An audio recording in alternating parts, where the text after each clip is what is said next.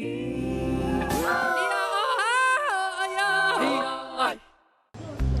outside Taiwan's Ministry of Labor, migrant workers and NGOs are protesting against one of Taiwan's tech giants' treatment of migrant workers. Hoping to unseat the ruling party in next year's election, Taiwan's opposition parties are still unsure how they'll cooperate. And should Taiwan look to Israel for its own missile defense strategy? Plus, there's one city in Taiwan that has more barbershops than any other. And today I've come to find out why they're hoping that it'll attract tourists.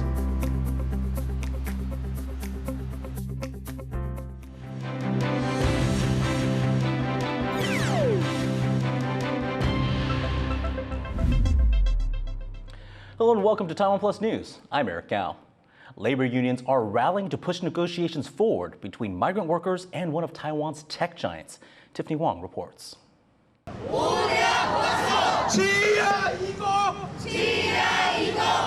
Labor unions gathered in front of Taiwan's labor ministry to demand protections from Taiwan tech giant Asus. The workers are concerned about an alleged plan to move abroad operations of an Asus subsidiary called ASCII. Workers say the company has not given them a clear decision on whether they should start looking for new jobs or will be able to stay within the company, and they are calling for guarantees on job protection or severance pay. If ASCII fails to respond, they will call a strike. Most of the machines have been shipped to Vietnam already, so they don't have works already. But until now, the Asus Group, they always said there's no plan to close the company, there's no plan to dismiss the workers. We think that's only an excuse. Workers say a lack of business may be behind ASCII's plans to move. They no longer need to work overtime simply because there are not enough orders. The unions have gone through 2 rounds of negotiations with ASCII, but there has been no resolution to secure their jobs. And migrant workers say it's not just their own livelihoods at stake. Of course, we are worried because most of us OFWs are breadwinners, and like me, I'm a single mom. So I'm working for my family in the Philippines. So if they close and we don't have a new job, so we don't know what will happen next. Union leaders say that ASCII may have an ulterior motive for not clearly stating the company's plans. Asus is part of the Responsible Business Alliance, or RBA. That's a group of companies dedicated to corporate social responsibility in global supply chains. But ASCII is not a part of the alliance. Workers say as an Asus subsidiary, it should provide the same benefits as a parent company, including job protections. The company encouraged them to find a job, to transfer. So we think that the company, Asus Group, they did it intentionally to escape their responsibility for the severance pay. Migrant workers in Taiwan are tied to their employer, and many live in company-owned dormitories. Even there, workers are still responsible for most of the costs. We have a lot of expenses in our dormitory, like electricity bill, and our company said that they are RBA, but we don't get any RBA benefits, yes. Migrant workers often feel they don't have guaranteed job security, and these costs only add to their frustrations, which organizers say are common difficulties for these workers in Taiwan. There are over 700,000 migrant workers in Taiwan, mainly working in manufacturing and caregiving industries. But they face lower wages, longer working hours, and less protections than Taiwanese workers. So far, the workers have yet to hear a clear response from Asus on whether or not they will be transferred to other factories in Taiwan or abroad. They say if they don't get a concrete response soon, they will take action. John Su, Justin Wu, and Tiffany Wong for TaiwanPlus. Taiwan says it will build 12 new Skybow 3 air defense sites in the next few years to counter the threat posed by China's missiles. According to a military report to the legislature, Taiwan's largest weapons maker, the Zhongshan Institute, says its older Skybow 2 systems are no longer able to counter China's advanced ballistic missiles. 6 pre-existing sites will be upgraded to the newer system before the end of 2025, and 6 new sites will be built by the end of 2026. The Skybow 3 is the country's most advanced domestically made air defense system. Now, missile defense is an important component of Taiwan's overall military strategy. That's why the country's armed forces are looking at Israel's Iron Dome system and its use in the ongoing Israeli-Hamas war. Jaime Ocon explains. These are rockets being intercepted by Israel's missile defense system, the Iron Dome. They were launched from the Palestinian territories just across the border from Israel by the Hamas militant group. And the short-range weapons have tested the limits of the system's effectiveness. Israeli forces had previously praised the Iron Dome for successfully intercepting more than 95% of these rockets. But when Hamas raided Israel on October 7th, they fired more than 5,000 of them, overwhelming the Iron Dome's capabilities and killing civilians. Despite the relative primitiveness of that technology, the sheer number of rockets fired in a concentrated period of time overwhelmed the Iron Dome's ability to deal with these missiles. The attack showed the limits of the Iron Dome's defensive capabilities and caught the attention of militaries across the globe, especially here in Taiwan.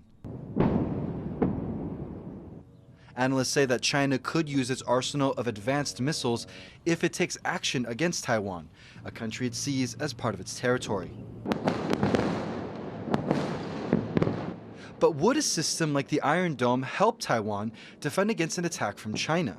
And if we are talking about Taiwan, for Taiwan's case, so for example, longer range rockets, faster rockets, and land attack ballistic missiles, like they coming in very fast from a high altitude, things like that, you have to rely on the Patriot, on the Tiangong 3. Taiwan uses two main missile defense systems, the US-made Patriot system and the domestically made Tiangong or Skybow system. Range is important when looking at how militaries defend their cities.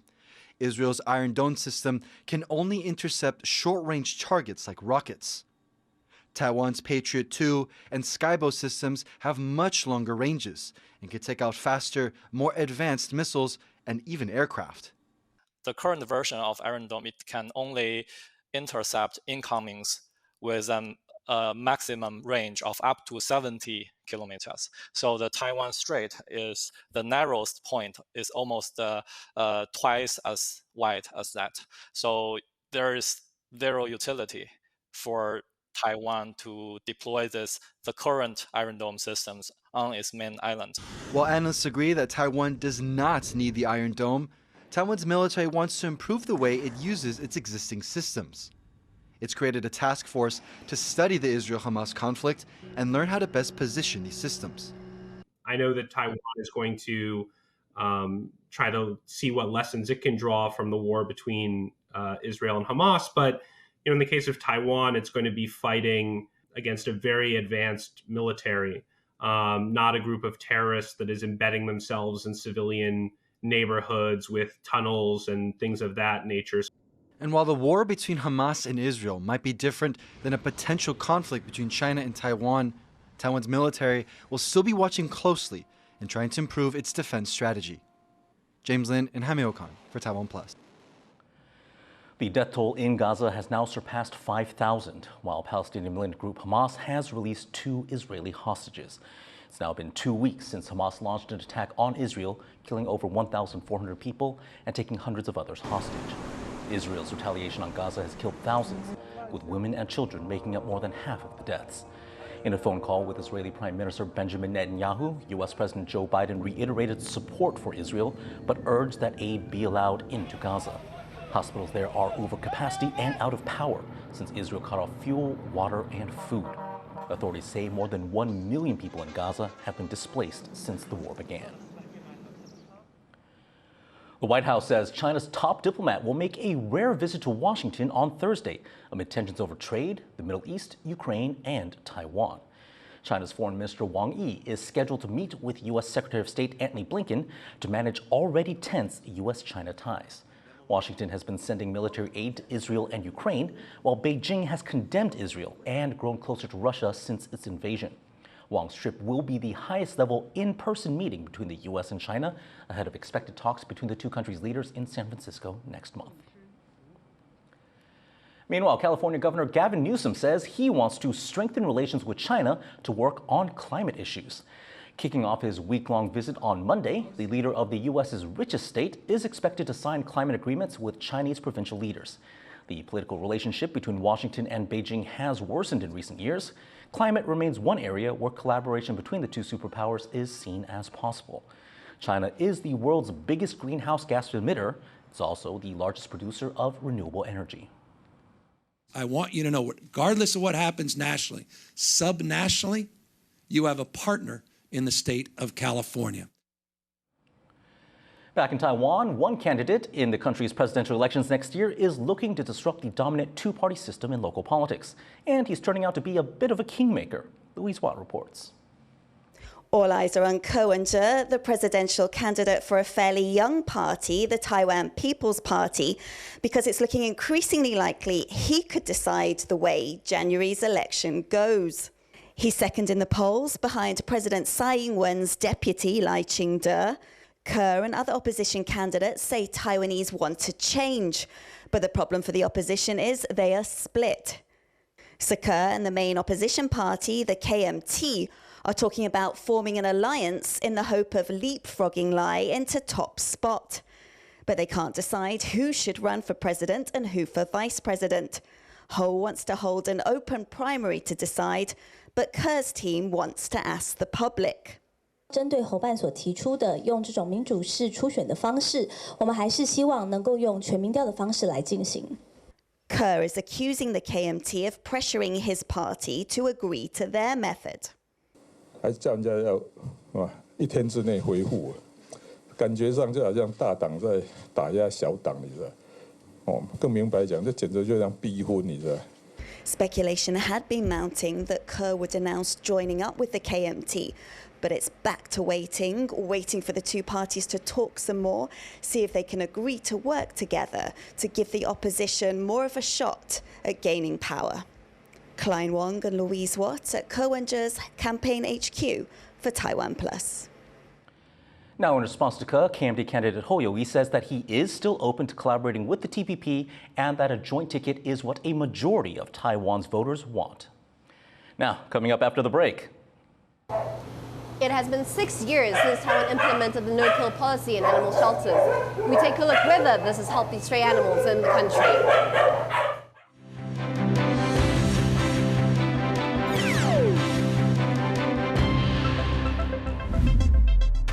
In the face of adversity, the power of truth. A roadmap for a just and open world, charted by the freest country in Asia. Taipei for TaiwanPlus. TaiwanPlus News, a voice of freedom in Asia. For more stories from here in Manzu and around the world, download the TaiwanPlus app.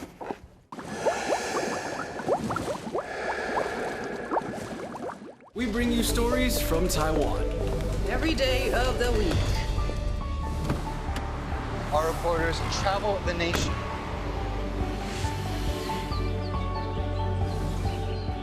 Exploring the issues that matter to you. News from here in Taiwan and around the world.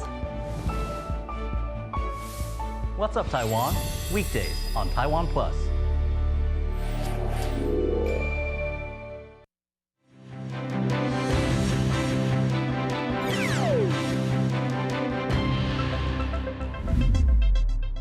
Welcome back. You're watching TaiwanPlus News.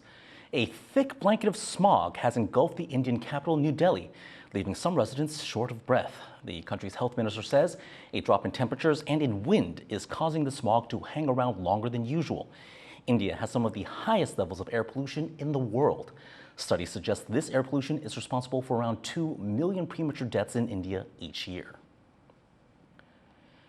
Over in Thailand, a spike in air pollution has renewed concerns over public health. Bangkok is among the world's 10 most polluted cities. And in an exclusive interview, our reporter Joyce Tseng asked the capital's top leader, Governor Chachat Sittipan, about his efforts to make Bangkok a more livable city. A big thing that you've been advocating for is Bangkok's livability. But can you say a little bit more about what that means to you? You know, what benchmarks are you using? Yeah, interesting question. I mean, when you look at Bangkok, right, there's two number 1 and number 98, right? Number 1, we are the most visited cities in the world. But when you look at livability, we look at the EIU livability index, we are number 98 from 140. For cities to thrive, they must be able to attract smart talents to the city. And with the smart people, talents coming here, they bring investment, they bring other things, right? And these talents, they can choose wherever they live, right? Just some story that, I mean, we just opened the dog park, you know, in Wen-je. And then after that, a few weeks, I met one CEO of the American company. So he's very excited, you know. Because of the dog park, he can convince the engineer from Japan to come to work in Bangkok. With livability, another reoccurring issue or concern people have with Bangkok is air quality. You know, Bangkok has struggled a little bit with PM 2.5, which is the fine particles that is harmful if you breathe in too much. How are you addressing this issue? It's a national agenda, because if you see when the air quality poor, not only Bangkok, but I mean all the provinces in the region. So I think there are two sources of this pollution. One comes from the engine, car engine. I think we have good metro system now, nearly like 400 kilometers. But to get from the train station to your home, it still needs some improvement. People maybe decide to use their car instead of using a mass transit. And the other source will come from the burning of the agricultural product. So this mainly come from other locations, like in the northeast or in the north. So this is why we have to work with the government to address the issue. And I think they understand it, because economy rely a lot on Bangkok too. You know, maybe like 30-40% of GDP come from Bangkok. So I think the effect on Bangkok affect everywhere. On the line of traffic, road safety is also another issue that you've been trying to tackle, and even introducing tools like AI to cut down on road accidents. You know, Taipei has also been confronting its own, you know, pedestrian safety and motorcycle safety issues. Where do you think the two cities can learn from each other? I think we should learn from Taipei. You know, I think at least we have many similarities. You know, like you have many motorcycles, like millions of motorcycles. But I think your safety record is much better than Bangkok. Everyone wear helmet at least. When people ask me which is your model for the future city, I always say Taipei. You know, and they are my good friends. You know, they have like a few thousand of them in Bangkok, and they are like Thai people, so I meet them often. So I think we have to take best care of them. You know, so consider them as our good friends and families and treat them well. There are some certain regulations, but I think regarding like cultural or business, I think we have no problem with that, you know, and I think we have very good friends here. That was Joyce Tseng speaking with Chachat Sittipan, the governor of Thailand's capital, Bangkok. You can watch the full two-part exclusive interview on TaiwanPlus.com or on our social media. Now, most vacations don't include a special trip to the barbershop. But in the latest episode of our series, Where's the Mayor Taking Us?, Andrew Ryan visits the southern Taiwan city of Tainan to find out how a shave and haircut has become the newest way to embrace slow travel. If you drive through the city of Tainan, you might find yourself stuck in a roundabout like this one. That's because the city has more traffic circles than any other place in Taiwan. And what's surprising is the inspiration behind the roundabouts. The Arc de Triomphe in Paris. When the Japanese occupied Taiwan in the late 1800s, they had trouble navigating the streets of Tainan, and they looked to the French capital for a solution. The city planners built 7 roundabouts and made them centers of transportation and governance in the early 1900s. This is one of the biggest roundabouts in all of Tainan. 7 major roads converge at this one circle. It's home to an old city hall, an old fire station, a police station, and a bank. So as you can see, it's not just a traffic solution, it's a destination in its own right. Just don't get stuck driving around in circles. Now, if you do get stuck, lean into it. Enjoy the view. Tainan is actually encouraging slow travel. They want visitors to take the time to explore the local history and culture. One way to do that is to get a shave and a haircut. Turns out that Tainan has the highest density of barbershops of any city in Taiwan. 理容院，因为它有很多文化的气息，所以我们推荐很多外来的朋友去那边尝试一下。那其实台南市生活步调比较慢，很优雅。 This Taiwanese-style barbershop offers full service from head to toe. In 3 hours, you can get a haircut, massage, beard trim, shave, facial, and even a mani-pedi for just $85 US. The owner, who's run the business for almost 50 years, is proud of what she has to offer. 我感觉我安尼经安尼，我做满起，互人去头剃水，啊个送个。 With the influx of modern hair salons, it's been hard for traditional barbershops to compete. But Huang's daughters got creative, sharing the stories of the family business online. These days, 90% of their customers are from out of town, people looking to get pampered in the embrace of old Tainan. When I heard that barbershops in Tainan were making a comeback, I was skeptical. I mean, I didn't imagine spending a couple of hours of my vacation doing this. But after a shave and a bit of a massage, I think I'm starting to understand the allure of slow travel.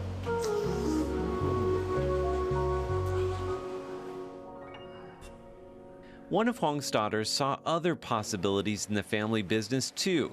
She had the bold idea of turning an unused space into a hostel. They used the massage chairs as beds for backpackers and as spaces to showcase the work of local artists.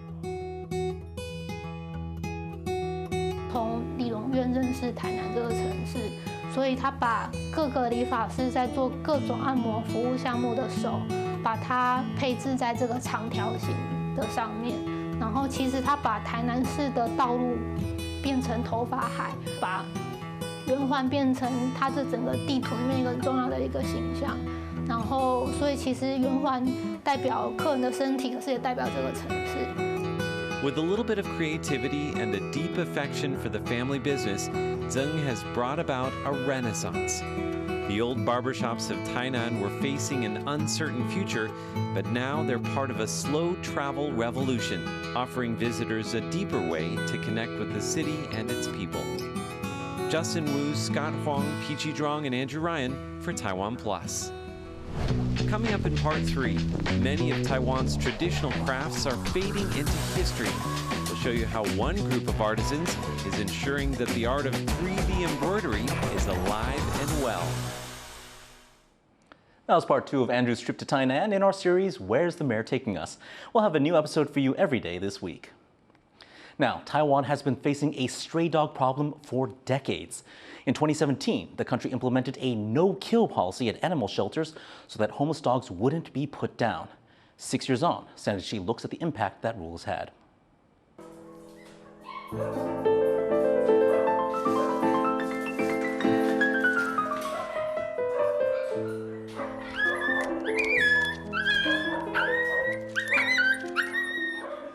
Dogs being dragged into a room to be put down in an animal shelter. This heartbreaking footage is from a documentary that shook Taiwan a decade ago called 12 Nights. It's a film about stray dogs that end up in shelters. Back then, homeless animals could only stay in these facilities for around 12 days. If no one adopted or claimed them in that time, the shelter would euthanize them. 在零扑杀之前，就是我们讲我在2013年拍摄的那个环境里面，每年台湾都要有10万只的动物被抓进公立收容所。In 2017, the country implemented the no-kill policy, so these animals here don't need to face the such countdown. However, not all are happy with the decision. They say that it was made too fast without considering any consequences.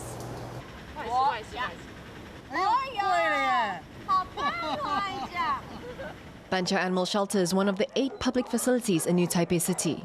It's home to about 200 stray dogs. Though the shelter has seen an increase in adoptions, it's not enough. The number of dogs at the facility has not gone down since the no-kill policy came in effect. That policy has led to overpopulation in shelters and dogs staying there for years. Abao Mei here has been living at the Banqiao shelter for 6 years now. 变成零扑杀之后，这些狗去哪里？它不会自己消失，所以其实只是让它在那里，我们不管它而已。 Government figures from 2018 show there were around 146,000 stray dogs in the country. That number grew to just under 160,000 in 2022. But Taiwan's public animal shelters only have a total capacity of 8,400. As the number of stray dogs increases, so does the number of problems, like more traffic accidents and more attacks on protected wild animals. 流浪动物其实它生活在野外，那在它可能跑到林子里面，或是野地里面去，那跟它重叠的野生动物就会造成可能被攻击，或是它的栖地被破坏。In central Taiwan's Nantou, one wildlife rescue center says over 280 wild animals have been killed or injured by stray dogs since 2018. 那影响最大的应该是穿山甲。这6年来，已经有130几只的穿山甲被我们的游荡动物攻击。One civic group is working to prevent stray dogs from breeding, so there's no need to kill them. Faith for Animals operates across much of northern Taiwan, catching strays, neutering them, then releasing them back to where they found them. The foundation has spayed over 10,000 female strays, or around 80% of the local population. This has led to fewer puppies ending up in animal shelters. But the foundation says it's still not enough. It's really necessary to expand the project all over Taiwan, because Taiwan is like a very small place. We do need more workers with us. It's like a very difficult factor of our project. The number of strays across Taiwan is still climbing, but efforts to slow the growth are showing results. Groups like Faith for Animal believe that it's more humane to prevent the animals from entering the world than it is to take them out of it. Klein Wong, Kamashu and Zani Chi for TaiwanPlus. Thanks for joining us today for TaiwanPlus News. Finally, enjoy these images of animals at the London Zoo getting some Halloween treats. I'm Eric Yao, and I'll see you next time.